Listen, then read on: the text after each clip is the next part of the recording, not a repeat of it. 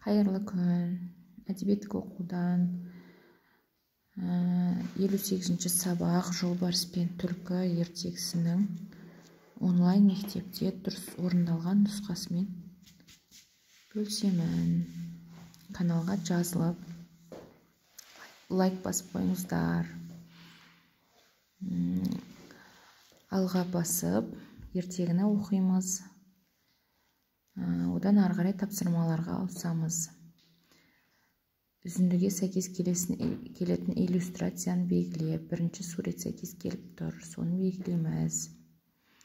Келесі, жолбарыстың ашуланып түлкіні алып келуді бұйырған қай сөйлемге сүйеніп болжауға болады? Үзіндіден белгіле. Тек түлкі ғана келмеді. Бұны байқап қалған қасқыр жолбарысқа жүгіріп келіп, түлкінің сыртынан өсек айтады деген нұсқаны белгілейміз. Үзіндіні оқы, жолбарыстың сұрағына түлкінің қалай жауап бергенін болжа. Құдіреттім, сіздің науқас екеніңізді естімедім, содан сөз сізге келе алмадым, дейді түлкі. Жоқ, әрине, бұл нұсқа дұрыс емес. Құдіреттім, сіздің науқас екеніңізді мен барлығынан бұрын білдім, содан сізге дәрі іздеп кеттім, дейді түлкі. Бұған иә деп белгілейміз. Келесі. Үзіндіні оқы, бұл ертегіден оқиғаның қай бөлігі екенін анықта. Солай ма деп жолбарыс сабасына түседі. Бұл оқиғаның соңы. Соңы деген нұсқаны белгілейміз.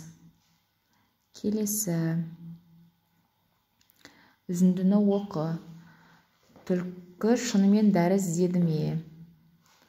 Құдіреттім, сіздің науқас екеніңізді мен барлығынан бұрын білдім, содан сізге дәрі іздеп кеттім, деді. Ол түлкінің айласы еді. Жоқ, ол түлкінің айласы деген нұсқаны белгілейміз.